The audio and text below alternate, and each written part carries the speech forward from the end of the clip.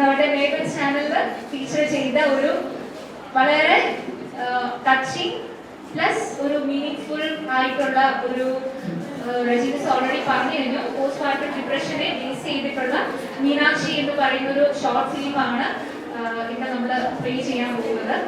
അവർക്ക് ഒരുപാട് തിരക്കൊക്കെ ഉണ്ടായിട്ടും അവർ ഇന്ന് നമ്മുടെ കോളേജിൽ എത്തിച്ചേർന്നിരിക്കുകയാണ് നമ്മളുമായിട്ട് സംസാരിക്കാൻ വേണ്ടിയിട്ടൊക്കെ ആയിട്ട്.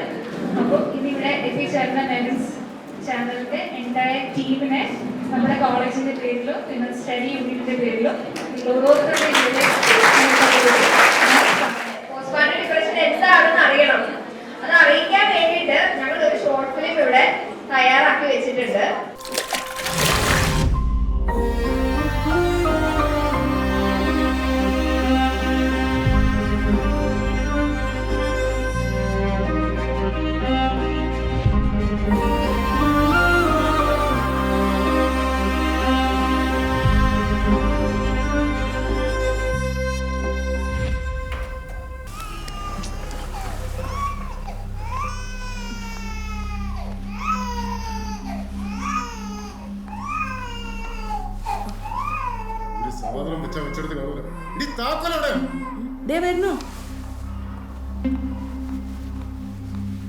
വെള്ളം എടുത്തു കൊടുക്കണോ?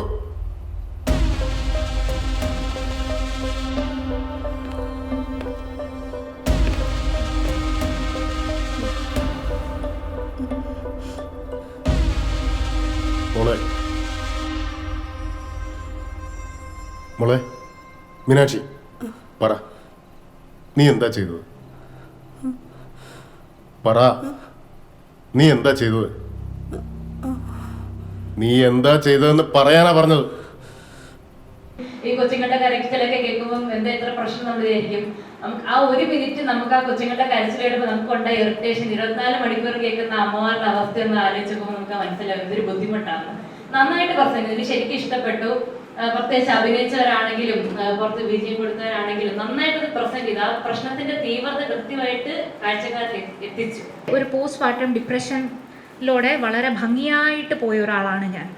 എൻ്റെ എല്ലാ ഫ്രീഡമും നശിപ്പിച്ചതെന്ന് ഡയറക്ട്ലി ഓർ ഇൻഡയറക്ട്ലി മനസ്സിലോട്ട് വരികയായിരുന്നു. ഇതിൻ്റെക്കാളും ഒക്കെ കൂടുതൽ ദേഷ്യം ആരോട് വരുന്നറിയോ? എൻ്റെ ഹസ്ബൻഡിനോട്. ഇയാളെ ഞാൻ ആ ഒരു ഫീലിംഗ് ആയിരുന്നു. അത് മനസ്സിൽ ചിന്തിക്കല്ല, നിങ്ങളിപ്പോൾ ചിരിച്ചു തള്ളുന്നു, പക്ഷേ വീണ്ടും വീണ്ടും ഞാൻ പറയാണ്, ദാറ്റ്സ് എ സിറ്റുവേഷൻ. എന്നെ കോൺസെൻട്രേറ്റ് ചെയ്യുന്നതിനേക്കാളും കൂടുതൽ ആരെയാണ് കോൺസെൻട്രേറ്റ് ചെയ്യുന്നത്? കുഞ്ഞിനെയാണ് കോൺസെൻട്രേറ്റ് ചെയ്യുന്നത്. ഈ കുഞ്ഞ് എങ്ങനെ ഉണ്ടായെന്നുള്ളത് മൊത്തത്തിലെ ഫുൾ ഇതാണ്. ഇത്രയൊക്കെ വന്നിട്ട് ഇയാൾ എന്നെ ഒന്നും ശ്രദ്ധിക്കുന്നില്ലല്ലോ, കൊച്ചിൻ്റെ കൂടെ നിൽക്കുന്നു, അല്ലെങ്കിൽ അങ്ങനെയുള്ള കുറേ പ്രശ്നങ്ങൾ. എനിക്കാണെങ്കിൽ തിരിയാനും അറിയാനും ഒന്നും പറ്റുന്നില്ല. അപ്പോൾ വെറുതെ ഇരുന്ന് കരയുക, വെറുതെ ദേഷ്യം കാണിക്കുക, അവിടെ ഇവിടെയൊക്കെ എടുത്തിട്ട് ഇടിക്കുക, അങ്ങനെയുള്ള കുറേ സാഹചര്യങ്ങൾ ഉണ്ടായിട്ടുണ്ട്. അപ്പം അങ്ങനെ ഒരു അവസ്ഥ വന്നു കഴിഞ്ഞാൽ ടു ആൻ എക്സ്റ്റെൻറ്റ് ഇതിനെ എങ്ങനെ നമ്മൾ സ്വയമേ ഓവർകം ചെയ്യണം എന്ന് നിങ്ങൾക്ക് ഇപ്പോഴേ ചിന്തിച്ചു തുടങ്ങാം. അതല്ലെങ്കിൽ നിങ്ങളുടെ പരിസരത്തുള്ള നിങ്ങളുടെ ഫ്രണ്ട്സോ സിസ്റ്റേഴ്സോ ബ്രദറിൻ്റെ വൈഫുമാരോ ആരെങ്കിലും, അല്ലെങ്കിൽ നിങ്ങളുടെ നെയ്ബേഴ്സോ ആരെങ്കിലും ഒക്കെ ഇങ്ങനെ ഒരു സിറ്റുവേഷനിൽ കൂടെ പോകുന്ന കാണുമ്പോൾ വലിയൊരു ഹെൽപ്പിംഗ് ഹാൻഡ്, അവർക്കൊരു സപ്പോർട്ട്, അല്ലേ? അവരെന്തുകൊണ്ട് ഇങ്ങനെ ബിഹേവ് ചെയ്യുന്നു എന്നുള്ളതിനെ നമുക്ക് മനസ്സിലായി, നമുക്കത് അവരുടെ കൂടെയുള്ളവർക്ക് മനസ്സിലാക്കി കൊടുക്കാനായിട്ടും കൂടെയുള്ള ഒരു അറിവാണ് നിങ്ങളുടെ ഇപ്പൊ കിട്ടിയിരിക്കുന്നത്. ഈ അടുത്തിടയ്ക്ക് ഞാനൊരു ന്യൂസ് കേട്ടു. ഈ മീനാക്ഷി എല്ലാം റിലീസ് ചെയ്തതിന് ശേഷം പൃഥ്വിരാജിൻ്റെ വൈഫ് ഞാനും ഈ സിറ്റുവേഷനിലൂടെ 7 മാസത്തോളം ഡിപ്രഷനിലായിരുന്നു എന്ന് പറയുന്ന ഒരു സിറ്റുവേഷൻ വീഡിയോ ഞാനും കണ്ടിട്ടുണ്ടായിരുന്നു. നിങ്ങളും കണ്ടിട്ടുണ്ടാവും ഇല്ലേ? അപ്പോൾ അവർക്ക് എല്ലാ സൗകര്യങ്ങളും ഉണ്ട്, ഫിനാൻഷ്യലി വെൽത്താണ്, സപ്പോർട്ട് ചെയ്യാൻ ആൾക്കാരുണ്ട്, അല്ലെങ്കിൽ അവർ കൂടെ നിൽക്കാൻ ജോലിക്കാരുണ്ട്, എല്ലാം ഉണ്ടായിട്ടും ഈ ഒരു സിറ്റുവേഷൻ അവരും ഫേസ് ചെയ്തിട്ടുണ്ട്. അപ്പോൾ ഇത് ആർക്കും ഏത് ലെവലിലുള്ള ആളുകൾക്കും എന്തൊക്കെ സപ്പോർട്ട് കിട്ടിയാലും ഇങ്ങനെ ഒരു സിറ്റുവേഷൻ നമ്മൾക്ക് ഉണ്ടാകാൻ 99% ചാൻസ് ഉണ്ട്. ഈ സിറ്റുവേഷനെ നമ്മൾ മാത്രം ഹാൻഡിൽ ചെയ്യാൻ പറ്റുള്ളൂ, വേറെ ഒരാൾക്കും ഹാൻഡിൽ ചെയ്യാൻ പറ്റില്ല. കറക്റ്റാണ്, നമ്മൾ സപ്പോർട്ട് ചെയ്യാൻ, അല്ലെങ്കിൽ നമ്മളെ ഒന്ന് ആ സമയത്ത് കൈപിടിക്കാൻ, അല്ലെങ്കിൽ നമ്മളോട് കൂടെ നിൽക്കാൻ. കാരണം ഇത് പേഴ്സണലായിട്ട് പറയുന്ന ഒരു കാരണമുണ്ട്. എൻ്റെ വൈഫ് മഞ്ജു എനിക്കിപ്പോൾ ഒരു കുഞ്ഞുണ്ട്, 2 വയസ്സായി, 5 വയസ്സായി. പെട്ടെന്ന് ടീച്ചറിൻ്റെ കാര്യം ഓർമ്മ വന്നോട്ട് പറഞ്ഞു. ഞങ്ങൾക്ക് ഒരേ ഒരു കുട്ടിയുള്ളൂ. അവന് പ്രഗ്നൻ്റ് ആയിരിക്കുന്ന സമയത്ത് മഞ്ജു, അപ്പം ആ സമയത്ത് എനിക്കും ഇങ്ങനെയുള്ള കാര്യങ്ങളെ കുറിച്ചൊന്നും ഒരറിവുമില്ല. മഞ്ജു എന്നോട് ഇതെല്ലാം കഴിഞ്ഞ് കഴിയുമ്പോൾ ഒരു ദിവസം എന്നോട് പറഞ്ഞു, ഞാൻ പ്രഗ്നൻ്റ് ആയിരുന്ന സമയത്ത് ഒരു 8 മാസം 7 മാസമൊക്കെ ആയിരിക്കുമ്പോൾ എനിക്കൊന്ന് കട്ടിലിൽ നിന്ന് എഴുന്നേക്കാൻ ഞാൻ വേറൊരാളെ ഹെൽപ്പ് ചെയ്യും. അപ്പം ഞങ്ങൾ ചെന്നൈയിലാണ്, ഞങ്ങളുടെ കൂടെ ആരുമില്ല, ഞങ്ങൾ 2 പേര് മാത്രം ഉണ്ടായിരുന്നു. ഈ സമയത്ത് ഞാൻ എവിടെയെങ്കിലും ഷൂട്ടോ അല്ലെങ്കിൽ കാര്യങ്ങളോ കഴിഞ്ഞിട്ട് ഓടി വന്നിട്ട് വേണം മഞ്ജുവിൻ്റെ കാര്യങ്ങൾ നോക്കാൻ വേണ്ടി. പല സമയത്തും എനിക്കും അത് പ്രോപ്പറായിട്ട് ചെയ്യാൻ പറ്റിയിട്ടില്ല. ആ സമയത്ത് മഞ്ജു എന്നോട് അത് കഴിഞ്ഞിട്ട് ഒരിക്കൽ എൻ്റെ സിറ്റുവേഷൻ അറിയാവുന്നതുകൊണ്ട് മഞ്ജു എന്നോട് ഇത് പറഞ്ഞിട്ടുണ്ട്, ഞാനൊന്ന് എണീക്കാൻ വേണ്ടിയിട്ട്, അല്ലെങ്കിൽ ഞാൻ കട്ടിലിൽ നിന്ന് ഒന്ന് എണീറ്റ് ബാത്റൂമിൽ പോകണമെങ്കിൽ എനിക്ക് തന്നെ എണീറ്റ് നിൽക്കാൻ പറ്റാത്ത അവസ്ഥയുണ്ടായിരുന്നു. ആരെങ്കിലും ഒന്ന് കൈ പിടിച്ചിരുന്നെങ്കിൽ, ആരെങ്കിലും എൻ്റെ കൂടെ ഒന്ന് നിന്നിരുന്നെങ്കിൽ, അല്ലെങ്കിൽ അങ്ങനെ ബലം പിടിച്ചെണീക്കുമ്പോൾ തനിയെ യൂറിൻ പാസ് ചെയ്ത് പോകുമ്പോൾ ആ ഒരു സിറ്റുവേഷൻ മഞ്ജു അനുഭവിച്ച വേദന എന്നോട് പലപ്പോഴും പിന്നീട് പറയുകയുണ്ടായി കുഞ്ഞുണ്ടായതിനു ശേഷം. ആ ഒരു ഇൻസ്പിറേഷൻ ഞാൻ ഈ ഒരു മീനാക്ഷി എഴുതാൻ എനിക്കുണ്ടായ ഒരു റീസൺ. ഇങ്ങനെയുള്ള കേസ് നമ്മുടെ കേരളത്തിൽ നടന്നിട്ടുണ്ട്. ഈയിടെ ഫ്ലവേഴ്സ് ചാനലിൽ ശ്രീകണ്ഠൻ നായർ ഷോയിൽ അദ്ദേഹം ഇത്തരത്തിലുള്ള ഒരു അവസ്ഥയിൽ കൂടി കടന്നു പോയ പെൺകുട്ടിയെ കൊണ്ടുവന്നിരുന്നു. അപ്പം ഇത്തരം കാര്യങ്ങൾ നമ്മുടെ നാട്ടിൽ നടക്കുന്നുണ്ട്. കേൾക്കാനും അവരെ ആ സമയത്ത് ഉൾക്കൊള്ളാനും കഴിയുക എന്നുള്ളത് ജീവിതത്തിൻ്റെ ഒരു ഘട്ടത്തിൽ ഒരുപക്ഷെ ഞാനും അത്തരം അവസരങ്ങൾ കൂടി കടന്നു പോയപ്പോൾ നമുക്ക് താങ്ങായി തണലായി പലരും നിന്നിട്ടുണ്ട് എന്നുള്ള തിരിച്ചറിവിൽ നിന്നുകൂടിയാണ്. അപ്പോൾ ഈ ഇന്ന് നമ്മൾ കണ്ട സിനിമയുടെ ഷോർട്ട് ഫിലിം, അത് നമുക്ക് ഒത്തിരി, മീനാക്ഷി എന്ന ഷോർട്ട് ഫിലിം ഒത്തിരി തിരിച്ചറിവുകൾ നമുക്ക് തരേണ്ട ഒന്നാണ്. ഇതിനു മുൻപ് തന്നെ ഞാൻ നിങ്ങളോട് സംസാരിച്ചു. വിഷ്വൽസ് നമ്മളോട് സംസാരിക്കുന്നിടത്തോളം വാക്കുകൾ കൊണ്ട് നമുക്ക് പറഞ്ഞു ഫലിപ്പിക്കാൻ പറ്റില്ല. ആ ദൃശ്യങ്ങൾ ഓരോന്നും നന്നായിട്ട് നിങ്ങളോട് കമ്മ്യൂണിക്കേറ്റ് ചെയ്തിട്ടുണ്ട്. അപ്പോൾ ഈ സിനിമ നിങ്ങൾക്കൊരു പ്രചോദനമായി, ചിന്തിക്കാൻ വിഷയമായി എന്ന് തന്നെ ഞാൻ കരുതുന്നു. ഇത്രയൊക്കെയാണ് എനിക്ക് പറയാം. Recently I saw, I think നിങ്ങൾ എല്ലാവരും കണ്ടു കാണും അല്ലേ, കൊല്ലത്ത് ഒരു mother, a young mother, Srilakshmi, jumped in front of Netravati train with a small baby. എത്ര പേര് ന്യൂസ് കണ്ടിരുന്നു? ആ ന്യൂസ് കണ്ടപ്പോൾ എനിക്ക് immediately തോന്നിയ ഒരു കാര്യം, she must have been a victim of postpartum depression. And later when her family members were talking, they were saying that she had been depressed for a very long time after the delivery. ആ സമയത്ത് എൻ്റെ മനസ്സിൽ കൂടെ പോയൊരു ചിന്ത, how was it that this young girl did not get help? എന്തുകൊണ്ട് ആ ഒരു ഹെൽപ്പ് കിട്ടിയില്ല?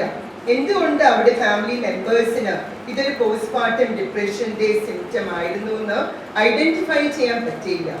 അത് ഐഡന്റിഫൈ ചെയ്യാൻ പറ്റാത്തത് കൊണ്ട് ആ ഒരു ചെറിയ ഇൻഫന്റ്, ആ ഒരു കൈക്കുഞ്ഞിന്റെ ജീവനും കൂടി അവിടെ നഷ്ടപ്പെട്ടു പോയി. A young infant with the right to live and the right to grow up lost his life because of the depression of the mother, for which that infant was not responsible, for which even Srilakshmi, I think her name is Srilakshmi, even she was not responsible. ആ സമയത്ത് എനിക്ക് തോന്നിയതാണ്, as a society, don't we have a collective responsibility to enlighten our young girls about this postpartum depression? And by some coincidence, I think so very soon this movie and this program came up, and I thought, wonderful. When Nimisha came, I said, thought, what a time. We have been just thinking of postpartum depression, and then this comes up. Many other times we have heard about crimes committed by women. Women throwing, killing their young infants. ആ സമയത്തൊക്കെ എല്ലാവരും ആ അമ്മമാരെ ഒത്തിരി കണ്ടം ചെയ്തിട്ടുണ്ട് അല്ലേ? അവരുടെ മനസ്സിൽ what kind of mother, ഇങ്ങനെ അമ്മമാരുണ്ടോ? കുട്ടികളെ കൊല്ലുന്ന അമ്മമാരുണ്ടോ? അങ്ങനെയൊക്കെ ചിന്തിച്ച് അവരെ കണ്ടം ചെയ്ത് കാണും. But how many of you might have thought that that woman might have done it because of causes beyond her control? Our body വരുന്ന, as Anjali and all said, chemical changes hormonal changes over which they have no control. അവർക്ക് തന്നെ അറിയില്ല എന്തുകൊണ്ടാണ് ഇത് ചെയ്യുന്നത്, right? And they did not get the necessary backing from their family, from the society. They didn't get counseling at the time of need. ഇതൊന്നും കിട്ടിയില്ല. Why I'm saying this, my dear students? We know that 10 to 15% of young mothers suffer from postpartum depression. So in such a big group as you, definitely a few of you at least may go through this. And remember that. Remember, with all the experiences being shared here through the movie, Meenakshi's experience, Blessy Miss, Anjali Miss and many more have shared the experience. Remember that when it comes to you, don't be ashamed to ask for help. Okay? That is the one message I want to share. Remember that you have a right to get help. You should ask for that help. It's not your fault if you are depressed after the birth of a baby. It's not your fault if you don't have programmed feelings of motherhood overflowing in you. It doesn't happen. Even as a young mother who did not have any postpartum depression, and I never identified those symptoms.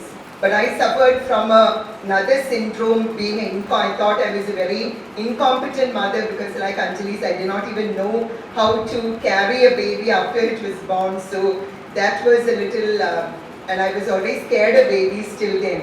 Our difficulties under, I think, so somehow managed, and first baby will suffer all those problems. Second one, varumbo kore good experience down. Third one, varumbo we start enjoying the baby more. Anganithe experiences undu. But I've seen experiences of many friends and people close to me who have related very, very sad stories they have faced. But the people I knew, they had the confidence to, and they had the esteem, self-esteem, not to blame themselves. And they asked for help. And they made sure they got help. Okay?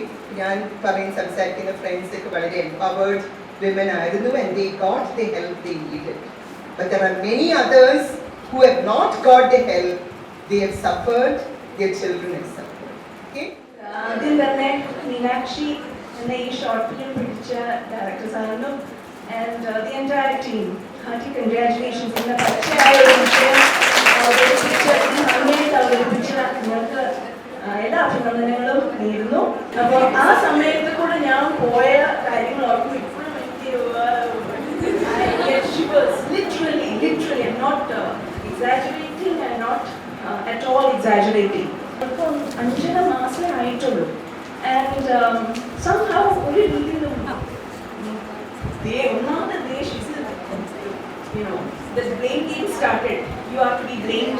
You have to be blamed.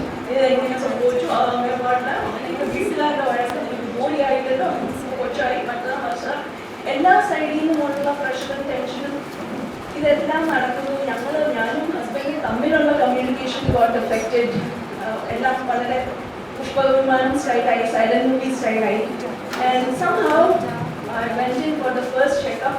അപ്പോഴാണ് അറിയുന്നത് ഒന്നല്ല 2 പിള്ളേരുണ്ടാകും. ആ ഒരു സമയത്ത് it was like, oh my God, ലോകം അവസാനിച്ചാൽ മതിയായിരുന്നു. We didn't want to face the world. We didn't want to go ahead. അപ്പോൾ abortion എന്നുള്ളൊരു ചിന്ത തലയുടെ അങ്ങേ അറ്റത്ത് വരുന്നില്ല. But doctor was like, you cannot go ahead with this pregnancy. First cesarean കഴിഞ്ഞിട്ട് 6 months completed ചെയ്തതേ ഉള്ളൂ. Internal wounds completed ഹീലായിട്ടുണ്ടാവില്ല. യൂട്രസ് തന്നെ റപ്ചർ ആവും, കുഞ്ഞുങ്ങളെപ്പോ കളയുമ്പോ okay. എന്തായാലും കൊള്ളാം. We gave in writing. We are going ahead with this pregnancy. ഇപ്പം ഞങ്ങളുടെ തന്നെ റിസ്കിൽ അങ്ങനെയൊക്കെ എഴുതിക്കൊള്ളു. ഇപ്പം മക്കളെ പോലെ the reason why I'm telling you all this, ഇതൊക്കെ നടക്കുന്ന സമയത്ത് ഡയറക്റ്റ്ലി ഇതിൻ്റെ എല്ലാ ഇമ്പാക്റ്റ് വരുന്നത് എൻ്റെ മേലാണ്. അപ്പം I had responsibility for my little girl who was just 6 months old, and I had full responsibility for 2 little lives that were growing inside me. But anything that I do could be detrimental to 3 lives. And ഇങ്ങനെയൊക്കെ കുറേയൊക്കെ എല്ലാവരും വീട്ടുകാരൊക്കെ ഒന്ന് accept ചെയ്തു, okay fine, അങ്ങനെയെങ്കിൽ അങ്ങനെ. അതിൻ്റെ ഇടയ്ക്ക് വേറെ പോകുമ്പോൾ my sister didn't have children. So immediately 2 പിള്ളേരുണ്ടെന്ന് അറിഞ്ഞപ്പോൾ തന്നെ അവിടുന്ന് പോകുമ്പോൾ വന്നു. അങ്ങനെയാണ് ഒരു കൊച്ചിനെ അവർക്ക് കൊടുത്തത്. And I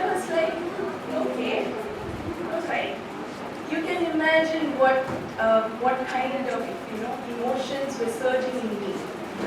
For my husband, he was trying to look for a job, irritated, angry, away from home most of the time. എന്തായാലും കൊള്ളാൻ പറയാൻ second time all the bleeding spotting അതും ഇതും എല്ലാം ആയിട്ട് അങ്ങനെ ഒരു കാലഘട്ടം കഴിഞ്ഞു. And the 2 kids were born. 2 ചെറുക്കന്മാർ വന്നപ്പോൾ everyone was thrilled. 2 ആൺപിള്ളേരോ, ആദ്യത്തെ പെൺകൊച്ച്, പെൺപിള്ളേർ, 2 ആൺപിള്ളേരുണ്ടോ, വലിയ ഹാപ്പിയായി. സോ എൻ്റെ മനസ്സിൽ കിടപ്പുണ്ട്, ആദ്യം ഒരു മുഴുത്ത ഓണായിരിക്കും എന്ന് പറഞ്ഞ ഒരു കമൻറ്റ് എൻ്റെ മനസ്സിൽ കിടപ്പുണ്ട്. ഈ ആൺകുഞ്ഞുങ്ങൾ 2 പേരും വന്നപ്പോൾ ഉള്ള റിയാക്ഷനും എൻ്റെ തലയിൽ കയറിയിട്ടുണ്ട്. ആൻഡ് സംഹൗ അപ്പോഴത്തെ ആ ഒരു സ്ഥിതിയിൽ മോള് അവൾക്ക് 1 വയസ്സ് 2.5 മാസമേ ആയിട്ടുള്ളൂ. ഇവന്മാരെ ജനിക്കുമ്പോൾ ഇവന്മാരെ പ്രസവിക്കുമ്പോൾ അതും സിസേറിയൻ, സെക്കൻഡ് ഓൾസോ സിസേറിയൻ. അവളുടെ സിസേറിയൻ നടക്കുമ്പോൾ അവൾക്ക് 1 വയസ്സും 2.5 മാസമേ ആയിട്ടുള്ളൂ. അവള് അമ്മ അമ്മ എന്ന് പറഞ്ഞ് നടക്കുന്ന പ്രായമാണ്. എനിക്ക് അതിനെ നോക്കുമ്പോൾ കരച്ചിലായി. ഈ കൊച്ചുപിള്ളേർ 2 പേര് ജനിച്ചിട്ട് കൊടുക്കാൻ പാലില്ല. കമന്റുകൾ അതിന് പാലൊന്നും ഇല്ലതേ, ആ പിള്ളേർക്ക് കൊടുക്കാൻ പറ്റില്ല, അതുകൊണ്ട് കരഞ്ഞു വേണ്ട കൊള്ള നോക്കുക, ഇങ്ങനെയുള്ള കമന്റുകൾ പല വഴി. ആൻഡ് ഹെൽത്ത് എന്ന് പറഞ്ഞാൽ so that might be the reason why today I don't fear anything or anyone at all. And our stage കഴിഞ്ഞ് coming to that actual postpartum part, പാലില്ല കുഞ്ഞുങ്ങൾക്ക് കൊടുക്കാൻ. ആദ്യത്തെ ദിവസം തൊട്ട് ലാക്ടോജൻ കലക്കി കൊടുക്കാൻ തുടങ്ങി. കൊച്ചുങ്ങൾ വിശന്ന് കരയാൻ കുട്ടികളും കൂടെയാണ്. And definitely all the comments from the different sides. ഇതെല്ലാം കഴിഞ്ഞ് വീട്ടിൽ വന്നു കഴിഞ്ഞിട്ട് എനിക്ക് ഈ കൊച്ചുങ്ങളെ എടുക്കാൻ പേടിയാണ്. എനിക്ക് പേടി, എടുത്തു കഴിഞ്ഞാൽ കയ്യിൽ താഴെ വീഴുവോ, ഞാൻ താഴെ ഇടുവോ, എല്ലാവരും ആൺപിള്ളേരുടെ കാര്യം പറഞ്ഞു. എൻ്റെ മോളെ ആരും നോക്കുന്നില്ല, വലിയൊരു അവളെ വല്ലതും ചെയ്യുവോ, പെൺകൊച്ചല്ലേ, അവളെ വല്ലതും കൊല്ലുവോ, അവളെ ശ്രദ്ധിക്കാതിരിക്കും, അവള് വീടിൻ്റെ മുമ്പിൽ ആറാണ്, അവിടെ ഞാൻ ഇങ്ങനെ പാരനോയിഡ് ചിന്തകൾ കയറി, മോളെ കുറിച്ചുള്ള ടെൻഷൻ, ഇവന്മാരോടുള്ള ദേഷ്യം, ഇവർ വന്നതാണ് ഇങ്ങനെ നോക്കാൻ പറ്റുന്നില്ല, എല്ലാവർക്കും ഇവന്മാരോട് സ്നേഹം, ഞാൻ ഇവിടെ എങ്ങനെ എനിക്ക് തന്നെ കയറി വരുമ്പോൾ നമ്മളതിനെ പേടിച്ച് തള്ളി നീക്കുക. Just like how Meenakshi was trying. കൊച്ചിനെ ഞാനിങ്ങനെ താഴെ ഇടുവോ, കുളിപ്പിക്കുകയൊക്കെ ചെയ്യുമ്പം കൈ ഇപ്പം ഞാൻ എടുത്താൽ എങ്ങനെ ഇരിക്കും എന്നൊക്കെയുള്ള ചിന്തകൾ കയറി വരും. അപ്പോൾ it is not a joke, it is not imagination, it is real, it's a real situation. I've gone through that. And ഇതൊക്കെ സംഭവിക്കുമ്പോഴും വീട്ടുകാർ പറയും, നിനക്ക് എന്തിൻ്റെ അസുഖത്തിനെയും സപ്പോർട്ട് ഇല്ലേ, നമ്മളെല്ലാം ഇല്ലേ പിള്ളേരെ നോക്കാൻ, ഇതിന് മാത്രം കിടന്ന് കരയേണ്ട കാര്യം എന്നാ, വിഷമിക്കേണ്ട കാര്യം എന്നാ, കൊച്ചുങ്ങൾക്ക് ലാക്ടോജൻ കൊടുക്കും, എടുത്തു നടക്കാൻ ആളില്ലേ. ഇതൊന്നും അല്ല. ഈ വാക്കുകൾ കൊണ്ടുള്ള support, yes, to a certain extent it will help. പക്ഷേ when your whole body chemistry is changed, ഈ പോസ്റ്റ്മോർട്ടം ഡിപ്രഷൻ വെറും ഒരു സൈക്കോളജിക്കൽ ലെവലിലുള്ള ഒരു സിറ്റുവേഷൻ മാത്രമല്ല. Immediately after your delivery oestrogen level, progesterone, thyroid ഗ്രന്ഥികളുടെ തൈറോക്സിൻ ഇതെല്ലാം ഡിപ്പാകുകയാണ്. The whole body chemistry changes. അപ്പം അതിൻ്റേതായിട്ടുള്ള വ്യത്യാസം ഇതൊന്നും എനിക്കറിയത്തില്ല. ഞാൻ ഏത് നേരവും കരച്ചിലും ദേഷ്യവും, ഭക്ഷണം കഴിക്കണ്ട, ഒന്നും വേണ്ട, കുഞ്ഞുങ്ങളെ കാണുമ്പോൾ എനിക്ക് ദേഷ്യമാണ്. പാല് കൊടുക്കാൻ കൂട്ടാക്കല്ല, റിയാക്ഷൻ ഫോർമേഷൻ ആണ്. പാലില്ല, കൊടുക്കാൻ കൂട്ടാക്കല്ല, എനിക്ക് വേണ്ട, എനിക്ക് ഞാൻ എൻ്റെ മോളെ കൊണ്ട് പൊക്കോളാന്നാണ് പറയുന്നത്. അങ്ങനത്തെ സീനൊക്കെ കഴിഞ്ഞ് കുറച്ചൊന്ന് ഒതുങ്ങി, കുറച്ചൊന്ന് നോർമലായി. ആൻഡ് അന്നേരം nobody thinks about taking it to a doctor. I don't think about taking myself to a doctor. അത് കഴിഞ്ഞ് തിരിച്ച് റീജോയിൻ വർക്ക്, ജോലിക്ക് കയറി കഴിഞ്ഞപ്പോഴാണ് 3 മാസമായി എഴുന്ന് നടക്കുന്ന 3 പിള്ളേർ. ഞാൻ ജോലിക്ക് പോകുന്നു, ഭർത്താവിന് ജോലി ആയിട്ടില്ല, വീട്ടിലൊരു ജോലിക്കാരിയുണ്ട്, കോളേജിൽ പോകുന്നു, തിരിച്ചു വരുന്നു, വാർത്തകൾ ഞാനിത് തടയുന്നു, പിള്ളേരിത് തടയുന്നു, മൊത്തം കരച്ചിൽ. ഇത് മാത്രമേ നടക്കുന്നുള്ളൂ വീട്ടിൽ. അവസാനം when they were 8 months old, I resigned my job, Christ University. And I decided I needed help. കാരണം വേറെ എവിടുന്നും കിട്ടുന്നില്ല. I was not getting any kind of it is okay, it is normal, it is okay എന്ന് പറയാൻ ആരും ഇല്ല. Even my parents were like, എന്താണ് ഈ പ്രശ്നം, ഇതിന് മാത്രം എന്താ പ്രശ്നം, ഇതാ ചോദിക്കുന്നത്. എന്താ പ്രശ്നം എന്ന് പറയാൻ എനിക്കും അറിയില്ല. പറയാൻ don't know. അപ്പോൾ ഈ ഒരു സിറ്റുവേഷനിലാണ് I started on Daxid 100 mcg. It's an antidepressant. ഡാക്സിഡിൽ സ്റ്റാർട്ട് ചെയ്തു and I actually started with Daxid when I had started postpartum depression കഴിഞ്ഞ് went into clinical depression. Suicidal tendencies were തുടങ്ങുന്ന ഒരു stage ആയപ്പോൾ I decided myself that I will go to a doctor, psychiatrist and do what is necessary. അങ്ങനെ ഡാക്സിലെ start ചെയ്ത് RES capital letter Q എന്നൊരു ഗുളികയുണ്ട്, single tablet, that is to help you with your suicidal tendencies. അത് Daxidil I was on nearly more than I think almost a year. I was on medication. But in some way though I was getting better. I was able to manage. I was able to cope with my daily life. Then ഒരു വിധം back to normal ആയി വരുന്നുണ്ട്. പക്ഷേ the way it was looked at by my in-laws and the society was അവൾ മാനസിക രോഗിയാണ്, അവൾ സൈക്കാട്രിസ്റ്റിനെ കണ്ട് മരുന്ന് കഴിച്ചുകൊണ്ടിരിക്കുകയാണ്. Well, that stigma, that label, മാനസിക രോഗിയാണ്. ആ postpartum depression എന്നുള്ളൊരു ടേം അവിടെ വരുന്നേ ഇല്ല. Nobody knows about it. Clinical depression എന്നുള്ളൊരു ടേം ഇവിടെ വരുന്നില്ല. Nobody knew about it. അറിയാമെങ്കിൽ nobody bothers about it. മാനസിക രോഗിയാണ്. Well, today that മാനസിക രോഗി is the most mentally healthy woman standing in front of you.